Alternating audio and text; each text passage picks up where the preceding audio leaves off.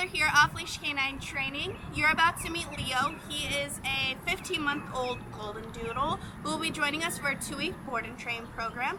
Owner's biggest issues are his confidence. Apparently he barks uncontrollably.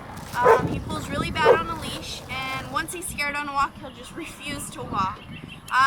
They say he knows an idea of some commands when he wants, but he doesn't really sit for me. He didn't really down for me. He has no idea of place. He's absolutely scared of it.